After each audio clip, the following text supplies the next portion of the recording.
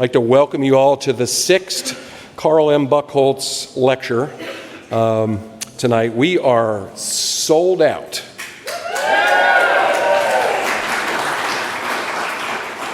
Biggest one yet.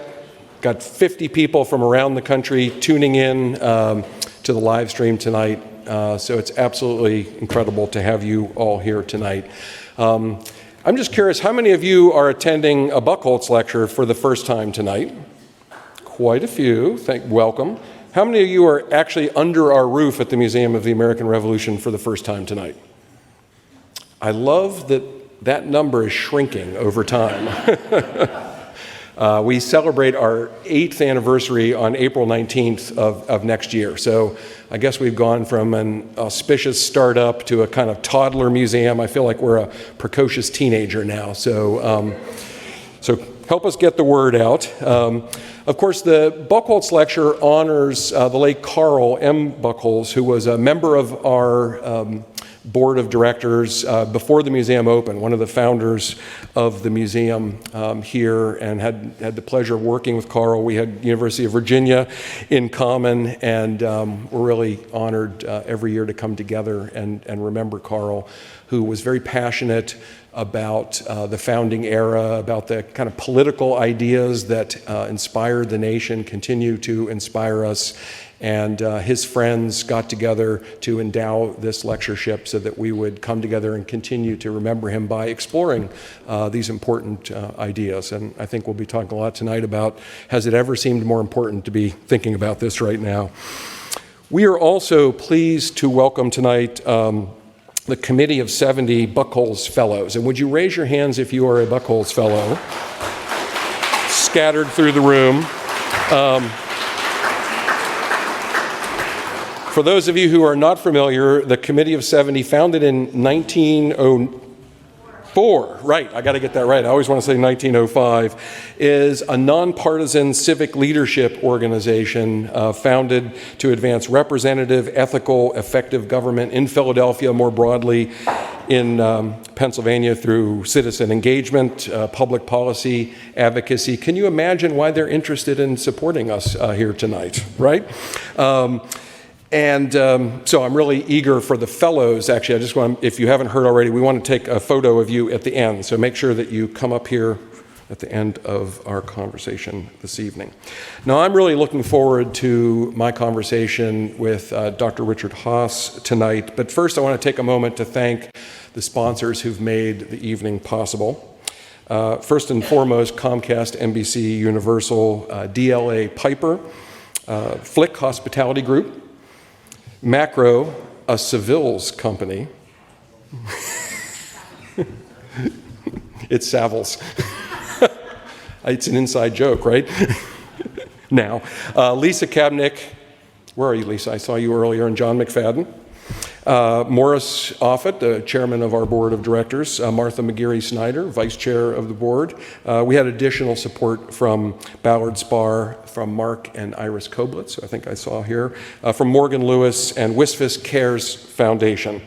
And of course, we're grateful for our host for this evening, Carol Doherty Buchholz, who I will welcome in a moment, and her son Alex and daughter Julia. And I think now would be a great time for you to come up, Karen, and introduce our speaker, get the evening started. Welcome. Thank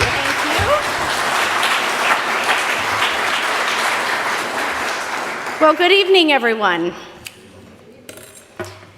Tonight is so very special, and it is an honor to see so many friends in the audience for what I know will be an engaging and lively discussion. On behalf of Alex and Julia Buchholz, it is a pleasure to welcome all of you to the 6th Buchholz Memorial Lecture, and welcome back to Philadelphia and to the Museum of the American Revolution, our distinguished guest lecturer for the evening, Dr. Richard Haass. Tonight's event is possible because of the tremendous support from everyone in this room. And while time does not permit me to thank everyone individually by name, I must acknowledge the planning committee members. Their work in championing this lecture series and the Buchholz Fellowship is truly incredible and deeply gratifying and meaningful to my family. Museum Chairman Morris Offit, Michael Glatt, Lisa Kabnick and John McFadden, Julia Roosh, Adam Salem, Stephen and Debbie Schwab, Martha McGarry-Snyder, Dr. Scott Stevenson, and the entire team here at the Museum of the American Revolution, and Lauren Christella of the Committee of 70. Thank you all for your incredible commitment and support. Everybody deserves a round of applause. And as you heard from Scott, tonight we have several Buchholz Fellows from the Committee of 70. It's our 5th cohort of fellows, and they're all emerging young leaders under the age of 35, working in the for-profit or nonprofit sectors, who embody the qualities that Carl Buchholz exhibited in his life and work: personal and professional integrity, a strong work ethic, collaborative spirit, a superior intellect, and a passion for improving our community. And so I saw the Buchholz Fellows raise their hand. You guys were almost timid. I was kind of surprised by that. So I want you to stand up, because I know before the end of the night there's going to be 16 of you. Amazing.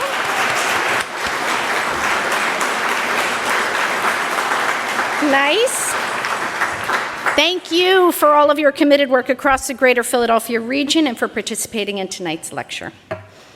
Our speaker this evening, Dr. Richard Haass, is in high demand for every major news outlet, academic institution, and for the avid reader of foreign policy history and current events.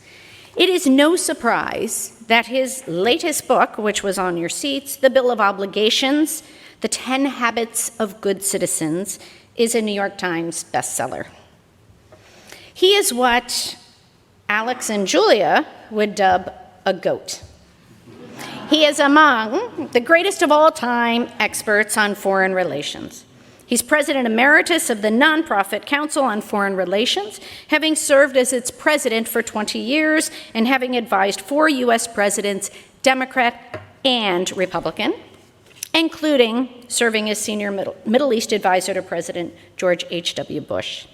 He has authored more than a dozen books on foreign policy and has also authored a leadership book on navigating conflict as a manager. And a fun fact, Richard has said he is probably the only Council on Foreign Relations president that has actually been to Woodstock. And if you don't believe me, just go on to Spotify and you can download his playlist, which I have done. It includes my favorites of the Grateful Dead, Crosby, Stills, Nash, and it's Crosby, Stills, Nash, not Crosby, Stills, Nash and Young, Crosby, Stills, Nash, the band, Janis Joplin, but I'll stop there because I'm digressing. It is his unique perspective on the history of foreign relations, his analysis of wars, their inevitability, and those that could have been avoided, and his assessment of our country's international alliances, strong or paper thin, that make this book particularly ironic. Richard has devoted his career to foreign policy, and it's that expertise that drew him to the conclusion that our country's biggest threat to the United States is not China, it's not Russia, it's within our own borders.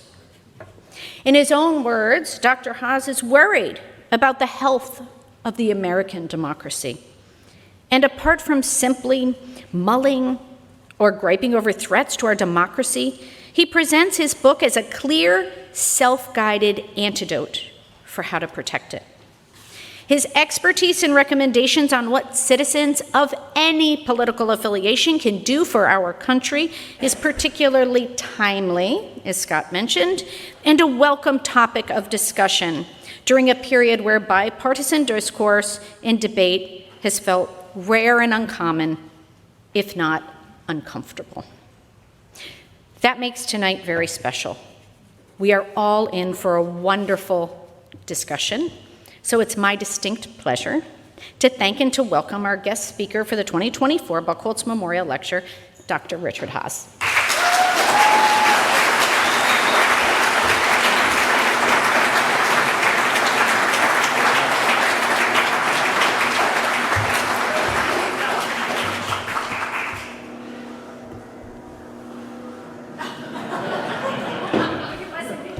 was a drone attack.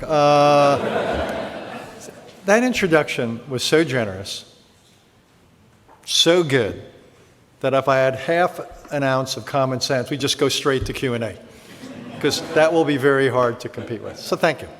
Thank you, and thank you, Scott. And Scott, thank you for all you do. This place is a real jewel. It is a sensational institution. What I love, and Scott gave Morris and I a tour today, it's really a teaching, it's an educational institution at its heart, and that's just what we need. I'll circle back to that, but it's a real example of what can and should be done to make the past alive, to make it relevant. It's great to be with you all. Great to be part of the Carl Buchholz tradition. Great also to be associated, anything that my buddy Morris Offit is associated with, I want to be associated with. So you all have collective good judgment in making him your board chair. Now, I was told to keep my remarks short, and uncharacteristically, I will do or pretty much do what I was told. I'll take a little bit of leeway. Since Amtrak was, 20 minutes, 30 minutes late, I can run over a few minutes, I figure. So what I want to do is discuss a couple of things. Not so much the book literally, though we can talk about that. We can talk about the 10 obligations and all that. But what I want to do is take a step back. I want to talk about what makes a democracy a democracy. I want to talk about what makes democracies worth having. I want to talk about why, if democracies are so worth having and so good, are they in such trouble? And last but not least, what might be done about it? Henry Kissinger once said, if all the advisor does is tell the president the problems and doesn't give him any ideas about what to be done about it, he hasn't really helped the president's day. So I sort of feel if you're going to complain or criticize or worry, you've got to present some ideas. And in some ways, that's why I wrote the book. And as Karen just said, I do think this is the biggest national security challenge, because what history suggests, if you look at the last 70 years, we have had an amazing run of history. The last 70 years are something of a golden era globally. No great power conflict, growth in, raising of living standards, unprecedented, more and more people than ever enjoying a degree of democracy, the average person living several decades long. It didn't just happen. It happened in no small part because the United States took the lead in forging alliances, building institutions, designing, but also implementing what came of them. We didn't do it alone, but we led. But we were able to lead by example. We were able to lead because of our resources. We were able to lead by our consensus. And my concern as a foreign policy guy is what happens if that's no longer the case. I worry about the consequences of that for us. I worry about the consequences of that for the world. That's why I wrote this book. And what makes it, I think, tonight particularly relevant is think about the context. Here we are. We're less than 2 months away from not just a presidential election, but congressional elections, Senate and the House of Representatives, third of the Senate, all of the House. And it promises to be a real test for our democracy, first of all, over the next 50 or so days, the run-up, questions of voting rights, access. Then we have a 75-day period between Election Day and Inauguration Day, which, shall we say, is potentially fraught. Don't never forget that it was those 75 days during which January 6th happened 4 years ago. And then we have the next 4 years. So American democracy is at stake. The consequences are enormous. And all this is happening less than 2 years away from marking the 250th anniversary of this country, essentially the result of what this museum is all about. So this is not just academic, if you will. This is real, and this is of the moment. So thanks for, again, being part of this institution, and thanks for coming out tonight. So let me just very quickly, and I will be quick, go through my 4 questions. One, what makes a democracy? What makes a successful democracy? I mean, the obvious thing people would say is free and open elections, but a lot more than that. One is the question of who has the right to vote, inclusion in that. Does the rule of law? There's all sorts of individual political rights, also economic rights. There's accountability, there's transparency, and there's, particularly in this country, one of the many pieces of brilliance when you go through the Federalists and the tradition of Montesquieu is the non-concentration of power. What we have in our political system is distribution. We have distribution within the federal government, the legislature, the executive, the courts, and we have the distribution of power between the federal government and other governments around the country, state, local, city, and between governments of all sorts and private sector. It's the distribution, the non-concentration of power. All these things are central to a democracy succeeding. Second, why are democracies worth having? Well, one is I just alluded to some of it, rights. Democracies are built on a foundation of rights. Indeed, our own Constitution only got ratified with the Bill of Rights. Several states said if you're going to create this strong national government with a strong executive, we need some protections. Bill of Rights were the price of ratification when they were junking the Articles of Confederation. Democracies offer all sorts of protections of individuals, but they also offer opportunity, which to me is essential. Democracies have the advantage of self-correction. Don't get me wrong, democracies make mistakes. They make mistakes all the time. But what's good about democracies is because of accountability and the distribution of power, there's the potential to correct mistakes much more than in systems that are closed and have concentrated power. It's a real structural advantage. Looking at our own experience over the last, three-quarters of a century, pretty high correlation between robust democracy and robust economic progress in this country, and a pretty good correlation between American democracy here at home and America's ability and willingness to play a large constructive role in the world. So pretty good. So, if democracy has the record I just suggested, why is this democracy, the world's oldest, then in such trouble? What explains the disconnect? I got a long list, which kind of is a little bit a bummer. I apologize. One is, the polls show that support for democracy, everything I've just said up to now, is not widely known or accepted. It's interesting, particularly among younger people, the skepticism about democracy. And I'll circle back to that in a second. For some, it's the relative success of alternatives. They look, say, at China, which until recently was growing for 3 or 4 decades at double-digit rates. People ignore how low the starting point was for China and the price China paid, and now we're seeing some of the, if you will, lagging costs of Chinese economic growth, which were many, be that as it may. But I think the real reason democracy in this country and other places is in trouble is it's failed to deliver in many ways. I'd say it's failed to deliver both at home and away. And I want you to remember those two words, at home and away, because I publish a weekly newsletter called Home and Away. Comes out every Friday. It's for free. You can afford it. It won't take any money that you should be giving to Scott in this institution.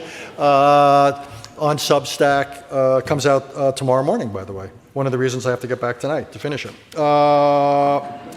But we failed to deliver in some ways. Or to think about it, and I was introduced to some people who were described to me as young, but they didn't look very young to me here tonight. But think about it if you're under 40. Think about what's happened in your life, and just say you became politically aware at 18, plus or minus? So you go back to 9/11 in 2001.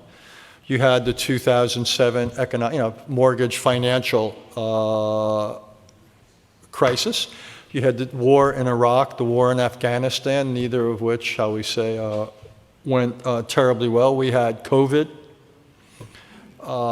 We had January 6th I talked about. We had over a decade of stagnation of middle-class wages. We've had rising inequality in this country. So a lot of younger people, 40-ish or whatever, might say, I know what democracy has done to me. I'm not quite so sure what democracy has done for me. And there's, as a result, a pretty robust skepticism about it. More recently, you also have problems, with inflation, immigration issues, and so forth. We like to think that America is based, the American dream and all that. Problem is that opportunity is increasingly unequal. Opportunity is in many ways more of a slogan than reality. Lots of reasons. Part of our public schools are not anywhere near what they should be. Public schools for a long time in this country were the ladder of personal improvement. I live in New York City. Not a lot of New York City public schools are going to be a ladder for improvement. Let's be blunt about it. Democracies are also in trouble because of social media. I'm old enough, I grew up in the era of what you might call broadcasting. Now we live in the era of narrowcasting. Cable, satellite radio, FM radio, AM radio, but also social media. Much harder to have common news sources, much less authoritative news sources, much less common experience. We've come a long way since Huntley, Brinkley, and the rest, where in the morning, people will have watched one of 3 broadcasts. Maybe now people you will have literally thousands of sources. And by the way, can I just make one suggestion? TikTok is not a news source, but for a shocking number and percentage of Americans, TikTok is a news source. It is quite shocking. So social media has made it harder for this and other democracies. Reform is very difficult. We made reform in some ways purposely difficult. That's a conservative tradition. We may have slightly over-succeeded in that area. 2 other things that I focus on. One is we don't teach civics in our schools. You can now graduate from virtually any university in America. We have about 4,000 plus or minus 2- and 4-year universities, colleges, universities. A handful have a requirement that you study civics. A big chunk of them offer civics, but virtually none of them require it. So if you navigate those course requirements the rest of the way you want, you can get that piece of parchment without ever having read a Constitution or the Federalist Papers or had a conversation like we're having here tonight. And the same is true of lots of high schools and elementary schools. It's also very uneven quality where it is taught. Plus, there's nothing national. So you study, the idea that you would study one civics in Florida as opposed to civics in New York, as opposed to civics in California, it kind of defeats the purpose. The whole idea is to have a collective consciousness of what makes this country what it is. That is not happening. And public service has become increasingly rare. I'm not advocating for mandating it or drafts, but we used to have public service as ways of breaking the divide between individuals and government, bringing people together who increasingly don't meet from various walks of life, what Tom Brokaw called the greatest generation. We don't have that anymore. National public service is quite modest. It's beginning to happen at states. Just this week, New York announced its first public service program for about 500 college kids. California's taken the lead in state-generated finance public service, but we need much more of it. And the reason is democracy's hard, and we've got to come up with tools for, again, selling it, but giving Americans a stake in it. So what to do? Last point, and then I promise I'll stop and we'll open it up to you. As I said, reform is difficult. That was the whole idea. It's easily blocked. The analogy in my business is that people say, why don't you reform the UN Security Council? Because I say, because certain countries are on it who shouldn't be, certain countries aren't on it who should be. I said, but every proposal you have, someone who sees himself as losing out is going to block it. Same thing with reform. Yeah, people say, I hate the Electoral College, or I hate this, or I hate that. And I go, but others love it and see the proposals are threatening to what they see as their interest. So you can't get reform. I am tired of reading these very learned, thoughtful, decent commission reports about how to fix American democracy. Ain't going to happen. At least it's not going to happen from where we are here directly. We can't go from here to there, but we can still do things that are useful in and of themselves and may over time create a context where the chance or the odds for some of these reforms go up. And that's why I came up with the 10 obligations. You had a list before, but you got rid of the screen. Be informed. We're not going to quiz you on this afterwards, by the way. Be informed. I can't even remember all of them. Get involved. Stay open to compromise. Doesn't mean compromise. It means stay open to it. Remain civil. Reject violence, value norms, promote the common good, respect government service, as I just mentioned, support the teaching of civics, and last but least, put country before party or person. That is the ultimate one, to put the country first. The first, though, is to be informed in the tradition of Jefferson. I want people to be involved, that's the second one, but I want them first to be informed. It's, yes, I want people to go out and register and vote, but I want them to be informed so they know who they're voting for and what they're voting for and why. Let me just make it clear that obligations are not requirements under the law. The things you should do as opposed to have to do. In your personal life, it might be giving to charity. That's I would say it's a social obligation. Demonstrating sportsmanship. These are not things you have to do, but these are things we should do. These are things we do in order to improve the quality of life in our society. So obligations are not an alternative to rights, they're a complement. My point, though, for introducing obligations to the conversation is rights alone are not enough, for two reasons. One is rights invariably, inevitably come into conflict with one another. A woman's right to choose, well, what about the rights of the unborn? Someone's right to public safety, someone else's rights to bear arms. How do you balance these? Well, if you only have a conversation about rights, immediately you've got clashes. There's no way to thread that needle. Second of all, if you only talk about rights, they get absolute very fast. And people just go to the extreme because they get worried that any compromise at all will end, it's the thin end of the wedge, it'll end the right. So I want to introduce the idea, again, of obligations as a complement alongside rights. A lot of them can be implemented, the things I'm talking about, virtually all of them can be implemented without legislation. They can just be done by you all, because they're obligations of everyone in this room to everyone else in this room. And they're obligation of everyone in this room to the country. And those things you have, this, again, the whole book, well, think about it, we the people. This is in some ways a call for the people to begin to practice obligations alongside asking for their rights to be respected. It's another way of saying we can't depend upon the politicians. This is not an anti-politician thing, though I have problems with a good deal of them on either side, but simply that to depend on them, to depend on American democracy to be saved or delivered from above, you're going to have a long wait. It just seems to me that it could happen. We could have some wonderful behavior suddenly getting modeled and all sorts of things could be implemented out of Washington. Maybe. Unlikely. And in any case, it's much more likely to happen if citizens decide to reward good behavior and penalize other kinds of behavior. Washington, my one insight into politicians, having worked in Washington a long time, is politicians aren't always responsible, but they're almost always responsive.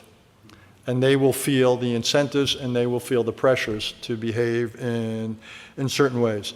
So my argument for an obligations dimension of American democracy, they're good in and of themselves, and I think they are good for contributing to a context in which then we can perhaps over time introduce some desirable reforms to this, 250-year-old experiment.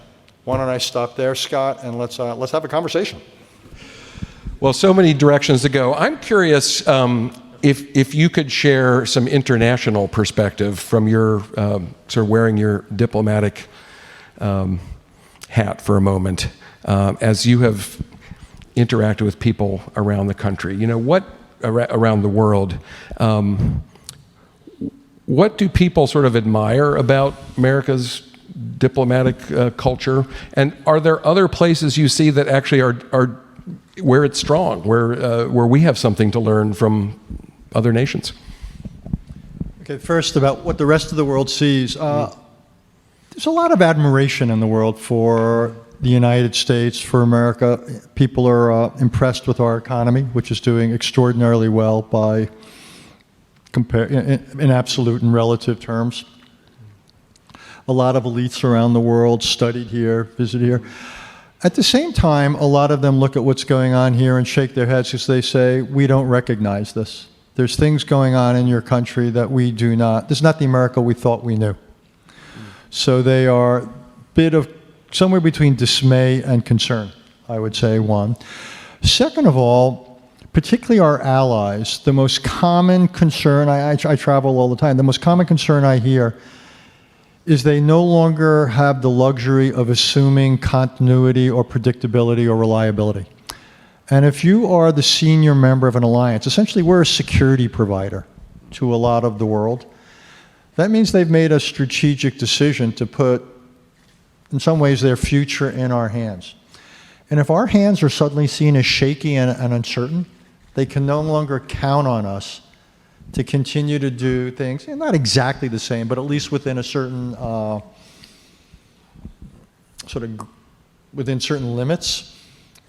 They then have to think about either, do they have the option of becoming more self-sufficient? Do they have to think about appeasing some stronger neighbor? What do they do?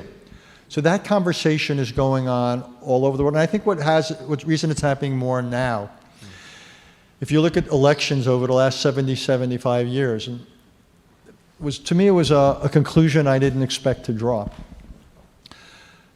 So I'm old enough to remember, for example, the Goldwater-Johnson election in '64.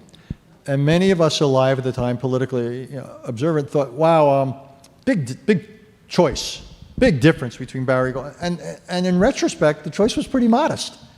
Indeed, Johnson did a lot of the things Goldwater was saying. And Goldwater, whatever else he was also a conservative. He believed in certain institutions and procedures and norms and all that. I think the difference now is the gap between the parties and the candidates has gotten much larger. To use a football analogy, and I won't make any more cheap shots against your football team, it used to be that American politics were played around midfield between the 40-yard lines, so it didn't quite matter which side won, if you will. Well, now it's more, in some cases, out of an end zone. So the potential for discontinuity is much greater than it's been, and that unnerves a lot of friends. So American democracy has suddenly become an unwelcome source of unpredictability and uncertainty for a lot of friends in the world. I think what's going on here also weakens our ability. When I was in government, you were often given talking points and to go bang this or that government over the head about this or that political or economic issue. Harder to do it now. You gotta walk the walk. You can't just talk the talk. A little bit of physician, heal thyself. And so I think it's weakened what's sometimes referred to as soft. So I think all this has real input. And you asked me another half of the question, and I've now talked so long I forgot it. I apologize. Well, just thinking about with the rise of similar challenges in other nations. What can learn from others. Yeah. Let me just mention the answer is, of course. And just like states and cities can learn from other states and cities. So my daughter until recently, worked for the Department of Sanitation in the city of New York. She was the policy planning chief there. And so she would look at what other countries around the world. New York has a massive problem, if you've been there recently, with garbage. And bags of garbage were put out on the sidewalk used to be afternoons, now it's been pushed back to evenings a week. And what she did, and so she came up with a container initiative for the city of New York, in part looking at the best ideas from around the world. What other countries have done. New York's a particular problem. Turns out when they built New York, really interesting, there's not underground space and they don't have alleyways. So you couldn't use the same approaches that other sister cities use, but I digress. But there were things that could be used from other places. Or talk something really relevant to what we're talking about tonight. Information. And turns out that some countries in Scandinavia, such as Finland, part of their civics requirement, their citizenship requirement, is to teach information literacy. So how do you navigate this world of not just information, but misinformation or disinformation? How do you know what's a fact? How do you know what's authoritative and what's not? What's the difference between this and an opinion or a prediction or what have you? So students are taught that. It's actually happening now in New Jersey. New Jersey has mandated courses in this. But so the answer is sure. You can learn things. You may not like things. For example, Australia has mandatory voting. Australia has essentially 99.9% voting because you've got to show up at the polls. You can deface your ballot, but essentially you've got to show up We don't like being told things, but we're going to have the most, arguably the most consequential election in modern American history. And something like 30 to 35% of eligible voters on the scale of 75 million plus or minus Americans who are eligible to vote won't. And we know this is going to be a stunningly close election. So if 1% of those people who are eligible to vote, who history suggests won't vote, were to vote, it could have an outsized, even decisive impact. So there's an idea we may look at and say, but not for us. Okay, but the answer is sure. There's a zillion ideas in public policy that we should be looking at that could, again, that could make things better here. I'm curious, as you are talking about this book, are you getting any traction with political leaders at all? The answer is yeah. I mentioned public service, and I've talked to lots of governors, and the governor of California has taken lead. Washington, by the way, there's a degree of bipartisanship in this. There's just not the funds for it. You just can't get it through to do serious national service initiatives. So California has launched, 3 or 4 state-level programs. They've got a commissioner who works for the governor who promotes all these things. The White House took one of them, Climate Corps, and introduced it. New York, as I said, this week introduced the Empire State something or other thing with about 500 plus SUNY students doing public service. So yeah, so I've been talking to governors about that. Civics, I become a bit of a one, I'm kind of boring already on the subject, but I talk a lot about it. And the problem with it is a couple of fold. One is a lot of people will nod their heads and say, good idea, Richard. But agreement on the content of civics, easier said than done. Some of the fights you've seen. The other thing is, even if people agree in principle, getting them to do something in practice. When I used to teach at the Kennedy School, it was the difference between design and implementation. So it's one thing to say we should have more civics, but then who's going to train the teachers? Who's going to pay for that? Are we going to teach something less? A lot of high schools are almost like musical chairs. If you introduce a new requirement, like STEM, what falls out? It's only so many hours in the school day, only so many teachers, only so much resources. Or college. Faculty says, yeah, it's a great idea, but I'm not going to teach a required course. Thank you very much. I'm too busy doing my specialized research that nobody understands or reads. I'm not biased against a lot of a higher education, don't get me wrong. Actually, I am, as you can tell. But so it just turns out to be that there's a lot of conversation about it. I met a young man here who worked for something called the Jack Miller Society. I don't know where he is. Jack Miller Center. Jack Miller Center. Yep. Close. Hans, where are you? One of our great partners in civics education. And so there's a lot of things percolating, and I'm involved with all sorts of groups. It's a bit of a design problem over content, and it's a real implementation problem. Universities are kind of, each boat's on its own bottom. So you kind of do those as onesies. School boards are rough. I mean, like New York, you have regents, you've got this, you've got that. Some places you have state legislatures, you got unions. It's just not an easy thing. So the answer is people agree in principle. It's just hard to make it happen in practice. So I think but yeah, I think the conversation's changed. And I think there's now a recognition. So yeah, I mean, the short answer is I'm seeing progress on public service, progress on, and then you have things like the agreement, several governors. You had the governor, I could have my states wrong here and I apologize. It was out west, a Republican and a Democrat, and it was a kind of how to disagree. And they literally you had people running against each other for governor who would say nice things about the other. It was civility. I gave a talk at the Business Roundtable a few months ago, and you had 2 governors, one a Republican, one a Democrat, one from, it was Josh Shapiro, and the governor of Oklahoma. And they were fantastic. A Democrat and a Republican. And they basically said, oh, by the way, I really loved what you did on this, dealing with this. I stole your idea. It was fantastic. And they each had stolen ideas from the other, and they were incredibly complimentary. They were incredibly civil. And I was watching that, and I went, this is fantastic. Let's bottle this. This is the sort of thing, 'cause so many Americans are cynical. So yeah, not because of me, but I think some of these things are beginning to gain traction. It's like modeling that behavior. I think, one of the challenges we talk a lot with our education staff here about as we're engaging young people is how to inspire an interest in civics and more broadly just implant historical literacy where it doesn't sound like some version of eat your vegetables, they're good for you, which often when you lead with Thomas Jefferson said this, we've got to find other ways to sort of, get people to see the relevance. Yeah, it's hard. My publisher was uneasy with this book. He said, it's a little bit of spinach, Richard. The word obligation has a little bit of a spinach. Okay, but let's stick with it. Yep. And worked for Popeye, right? It worked for Popeye. Yeah. Go ask olive oil. But yeah, so I think, but you're right. Again, but this place is a good example. How do you make learning relevant, interesting, fun, and so forth? And the question is, how do you use all sorts of devices, media?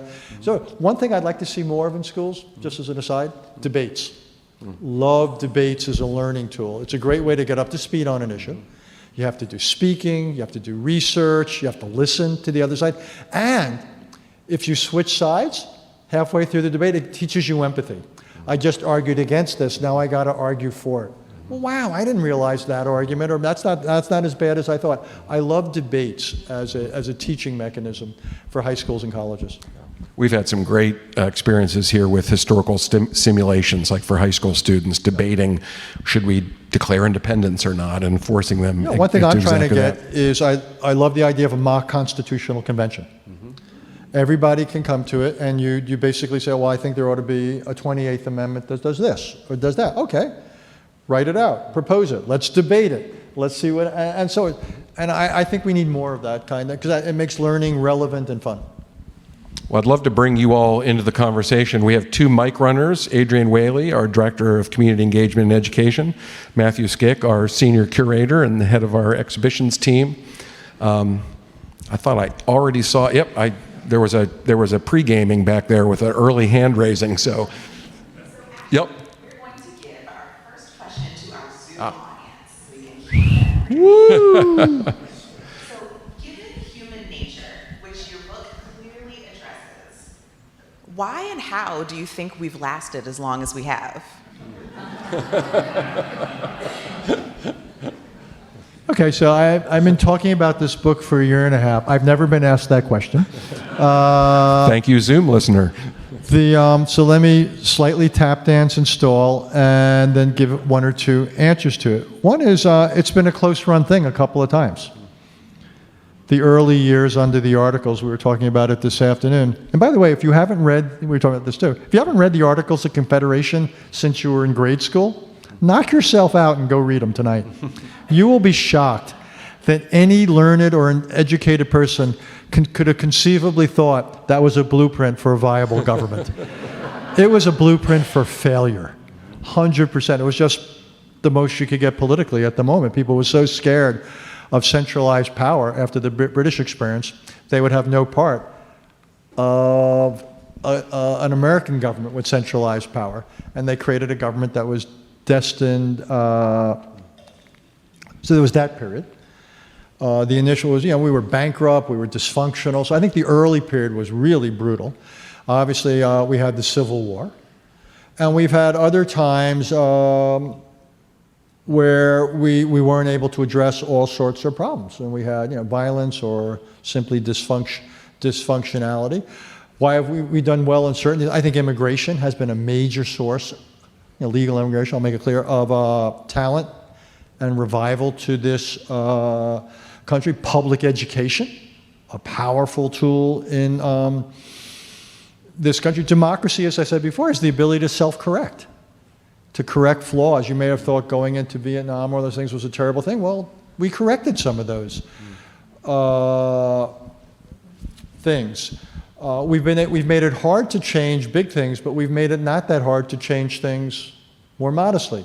We do have distribution of power, so even if Things can't get done in Washington. They can get done in this or that state capital. The decentralization of political authority is quite ingenious. I think my concern today, though, is we're in real trouble because of the long list I gave you. That we've taken, in a funny sort of way, it's the flip side of that really interesting question. We've taken it for granted. Because we've survived for 248 years now, well, therefore, we're locked in. We got it made. Problem is, if you coast, you're toast. And we are now coasting as a political system, and it's deteriorating. And so, again, I have a kind of don't take it for granted. Don't assume because it's lasted for 248 years, it lasts for another 248. The whole trend in the world in democracy is what's called illiberal democracies. Most democracies around the world are becoming less democratic. It's not an all or nothing switch. It's like a rheostat. It's a dial. But democracies are dialing down in their liberalism in the classic sense. They're getting more rigid, more top-heavy, more sclerotic, a little bit less free, a little bit more statist. And that's the threat. The threat is not the end of American democracy.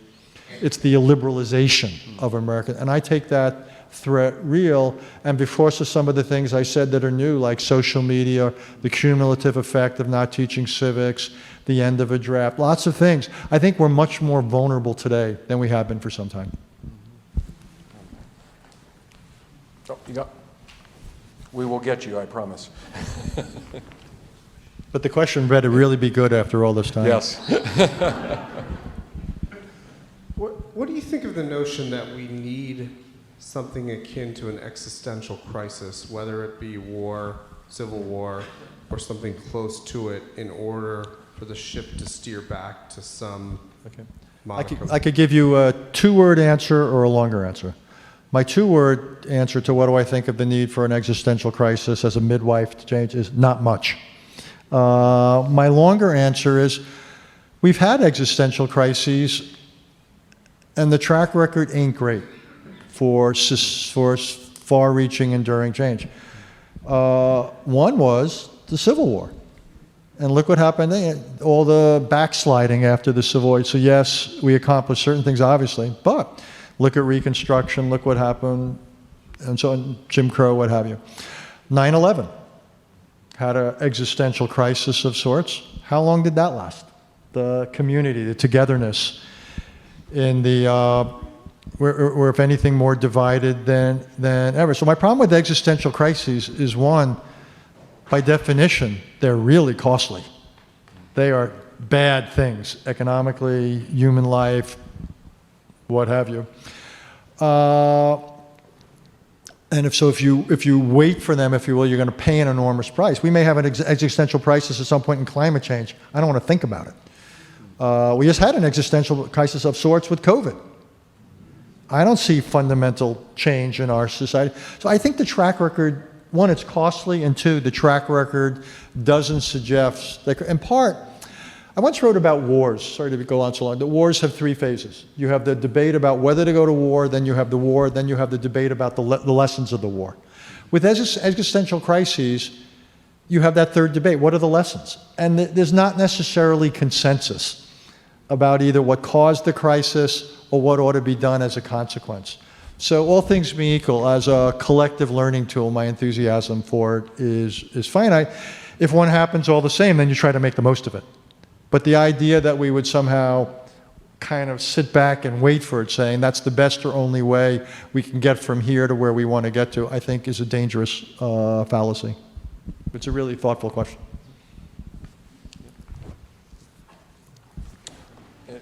There's a patient man back there. You have to wait one turn, sir. I'm the pre-gamer.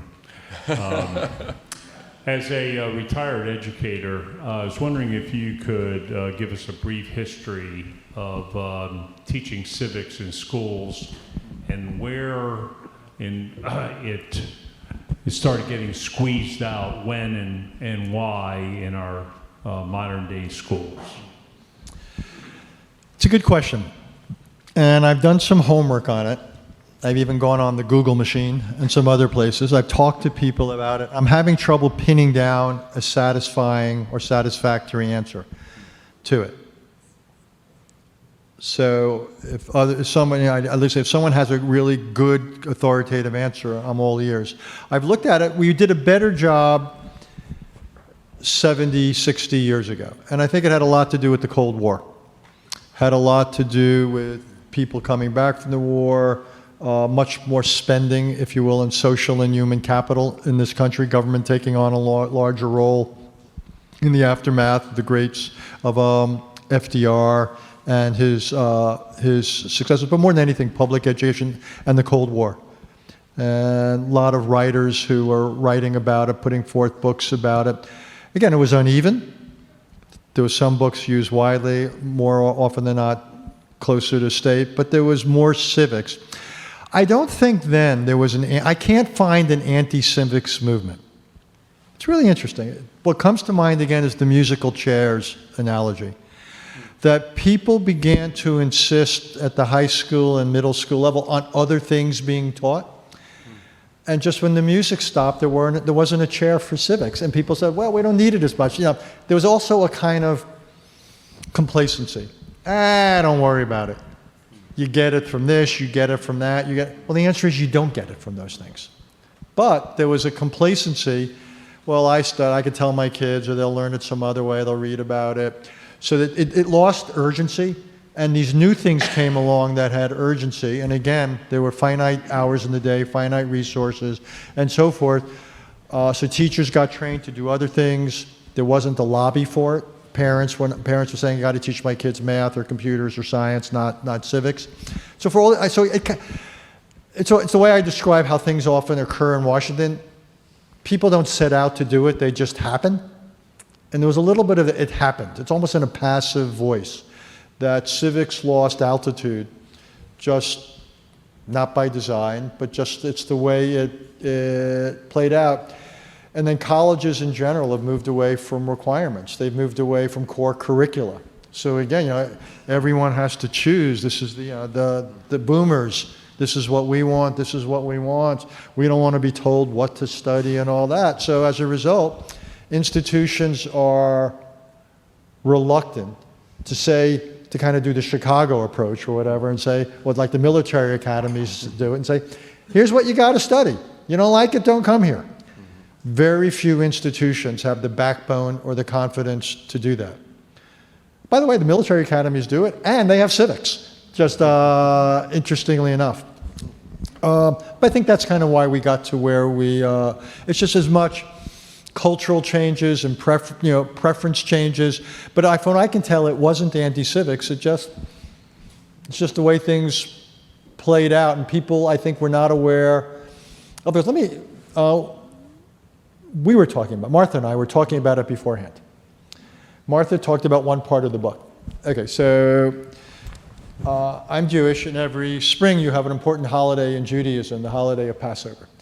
What's so interesting about Passover, it's the Jewish holiday which by and large is not celebrated in synagogues. It's celebrated in the home. The reason is that for much of their history, Jews didn't have access to their holy places. There was persecution, the temples were destroyed at various times, and so forth. So it's decentralized Judaism, if you will, portable Judaism. And the central part of the search, and what you have is a festive meal, it's a teaching meal. The order everything is eaten in, what you eat is symbolic. You then read a story during the meal, and it's a teaching experience. And the whole logic of it is in order for Jews to maintain their identity as Jews, each generation has the obligation, to use my favorite word, to pass down the traditions to the next generation. You're not born with them. They've got to be taught. And it's one of the reasons Jews have survived what's happened to them over the decades and centuries. I think we as Americans need to take democracy just as consciously and as seriously. We've got to be just as intentional and purposeful about what our traditions are and handing them down. And I don't think the answer is necessarily leaving them to parents around though I'd be totally open to having certain holidays where we celebrate, whether it's July 4th or other holidays where we celebrate American political traditions, but I think we have to do a much better job in our schools. We don't have microphone runners, we have microphone walkers. I just want to say, Not a criticism, just want to know. That's some serious hazing right there. You mentioned there's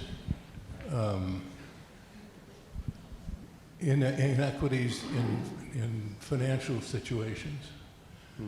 What about inequity in influence? I've been very disturbed that Elon Musk had shut off the satellite system over Europe. Sure.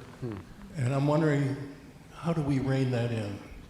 I think it's an element of greed that really bothers me. So let me say a couple of things about inequality, and then I'll get exactly to the thing. I have a minority view here. Let me just preface it by saying that. I don't think the real problem in America is inequality of wealth. We had the Gilded Age, the Vanderbilts, the Rockefellers, what have you. I think what the difference is now is that economic and social mobility are less than they were.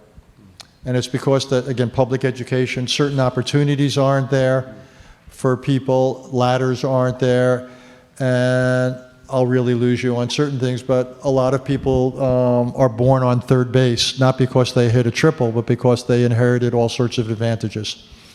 And so I think the playing field is increasingly uneven, and I think that's a real danger for America. Class was never central to the United States. I think class is becoming a little bit more ingrained here, and I think that's potentially a dangerous development phenomena for our society. In the case of Mr. Musk, I think there's a different issue, which is that in two areas in particular, he has, I'll give him his due. He is, in terms of both design and implementation, a rare genius. What he has done with Starlink, what he has done with his space launch, if you read Walter Isaacson's biography, this is somebody who has extraordinary gifts. The problem is, I worry about any individual who is unaccountable having such power. The idea that the United States government would allow so much power or influence to be put in private hands that are not accountable, not transparent, and not in any way responsive, that is, to me, undemocratic. So that's not a shot at Musk, that's a shot at us. We shouldn't allow this. We should have multiple, it's easier said than done, as Boeing is showing, but we should have multiple ways of putting things in space. We should have multiple systems that can compete with providing access to the internet or what have you. So I think as a society, we should be more conscious. I mean, if we're going to have industrial planning for chips, I think we need to have, if necessary, not government-controlled entities, but we ought to, either through the private sector or public-private partnerships, we should think about ways of seeding multiple players in critical areas. So my problem, again, my enthusiasm for Mr. Musk's politics are, shall we say, finite. And many of the things he puts out on X ought to be X-nayed. I find them remarkably illiberal and beyond. But again, I think the problem's on us. We need to do a better job at making sure we don't have constant, again, it's what I said before, what makes a democracy is the avoidance of unaccountable, massive concentrations of power. And that's what he has been allowed. Again, he's doing his thing. I get it. It's on us to make sure either he's more regulated or that there's greater competition. Do we have time for one more? So I guess my question is, do we have the infrastructure for this? I mean, when we're talking about like a bill of obligations, you're talking about a number of communities that have a different variation of the American dream. So how do you essentially promote what your book is promoting when I can't trust that my civics teacher has the acumen to tell me what civics really should look like in various different parts of the country? You raise a difficult but necessary question. And it's the difference, it's what I was trying to suggest before. It's the difference between design and implementation. And that's your word, infrastructure really gets an implementation. So we could say we want to have civics, we want to have quality civics taught in every high school and college. We don't want anyone to get a high school or college degree without having been exposed to a semester, whatever, of quality civics. Easier said than done. Actually training the teachers, what have you. Turns out, by the way, my last job, my major initiative was to make Americans literate about the world. Turns out, particularly at the high school level, the biggest hurdle is teacher training. It's not providing content. It's getting content into the right hands and helping teachers who are already feeling overwhelmed use it well. Teacher training, by the way, in this country, shall we say, is not great. At the high school level, schools of education, in most cases, shall we say, do not educate well. The balance between pedagogy and content, I think, is way skewed, and most universities don't teach teaching. You get the job because maybe you've published something good in this or that journal that has squiggly lines and no one can understand, but then you get tenure for it, but no one gets tenure because they're a good teacher. No one loses tenure because they're a lousy teacher.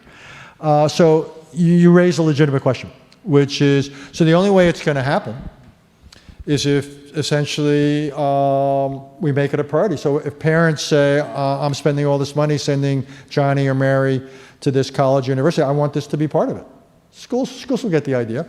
If private schools or charter schools or religious schools begin to include, public schools will get the message. So I think what we have, and I've talked to lots of governors about how do we model it. Can we create examples of excellence? And we want to race to the top, not a race to the bottom. But it's going to take that kind of stuff. It's going to have to be done piecemeal. It's just given the nature of how education in this country is structured, it's decentralized. So it makes the implementation challenge significant. So it's going to take time, it's going to take resources, and it's going to take institutional leaders and political leaders to want to make it happen. But then there's things you can do. I mean, employers, just like we give veterans certain preferences, employers could give preferences to students who had young people who had done public service or taken certain kind of courses or graduated from certain schools because we know that they will have been exposed to certain things. Or colleges can say, hey, we're going to give preferenced admissions to kids coming out of schools who have really good civics background and have information literacy backgrounds. We're going to value that. So I think there's things we can do to build incentives and preferences into the system, but I'm not fighting your point. It's the right question. How do we make it happen? And it'll take a lot of efforts from a lot of directions over a lot of time. My point is simply, it's worth it. The price we pay for not doing it's enormous, so let's get started. Fantastic. As a tradition, Scott, I'd like to ask the last question. And I'm actually, because there have been so many hands up, I'm going to throw that back out if there's one more question up here. David? So I used to hate when I ran a place that I would have to choose the last question because I knew I'd tick off at least 10 people in the room, so I'm glad it's you tonight. So when you were in government, U.S. debt to GDP was probably around 25%. Yes, sir. It's over 100. And you talk about open compromise. When you were in government, the way politicians compromise was, I'll spend money on your thing if you spend money on my thing. Yeah. And when you were in government, no one cared that Germany didn't spend enough money on its own defense. Now it seems like because debt to GDP is over 100%, the way the government used to operate no longer works because we can't afford it anymore. What's your reaction to that? Well, I got lots of answers to that. One is I'm not, though, fighting the basic problem. I mean, the fact that we've got federal debt that's essentially equivalent to GDP. We're over 30 trillion. It's going up 2 trillion a year this year. And it's neither candidate's talking about it, let's be honest. Because it means taking tough decisions about either spending or taxing. And that's not popular. There's less willingness to work across partisan lines. It's not clear we can even get through, what the government's going through now in terms of paying for things that we've already voted for.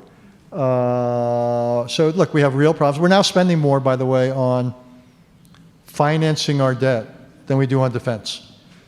We've now reached, so we've got the problem is it's a little bit like climate change. Democracies don't do well with slow motion crises. Debt is a slow motion crisis. It's not a problem until the day it is. But it gets to your existential crisis question, but then it's too late to deal with it constructively. Very hard to get out in front of this as an issue. In the old day, we would do things like try to create commissions, almost take things out of politics. Like we did, if you remember, the Social Security Commission, Greenspan, and so forth. The idea was to do things like that because it was too hard to ask politicians. Now just the political environment's gotten more demanding because of social media, cell phones. Sorry, cheap shot. At least we know Starlink is working right now. So there's the good news, though. You say we can't afford it. Well, yeah, we can afford it. We were spending during the Cold War. Last I checked, the Cold War stayed cold. It ended on terms consistent with our interests and values. Ended peacefully. Took 4 decades. The average we were spending on defense during the Cold War was somewhere about 7% of GDP. And what are we spending now? Roughly 3.5% of GDP. We are spending roughly half to 60%, a share of our economy on defense that we spent during the Cold War. Last I checked, during the Cold War, we did pretty well at other things. So our problems domestically are not because of what we're doing abroad. Our problems domestically are because of what we're doing and not doing here at home. We spend twice the average of other developed countries on healthcare per capita. Tell me if I'm wrong. Last I checked, Americans are not twice as healthy and we don't live twice as long. So almost invariably in government, the issue is not how much you spend, it's how you spend it. And we don't spend, either on defense or on healthcare, our money wisely. Let's say very quickly, I'll get foreign policy. We did things in Europe, helped the Europeans, yes, in part, not as a gift to them, but as a gift to ourselves. One of the lessons of World War II is we needed balance of power, we needed stability in Europe, not as a favor to Europeans, as a favor to ourselves. I think that's still true, but yes, the Europeans can and should do more. And by the way, probably with the exception of Germany, they will, because increasingly, they don't need to be reminded of a Russian threat. They see it in Ukraine. They're worried about our staying power. So I actually think we're probably entering an era, not that the Europeans will spend enough, not that they'll spend it wisely, but they'll probably do a little bit more. But I think it's important for us to remember that this alliance system around the world is eminently affordable, and our return on investment has been extraordinary, and I think we overlook that at our peril. Well, Richard Haass, we could obviously spend another 2.5 hours having this conversation, but please join me in thanking Richard Haass.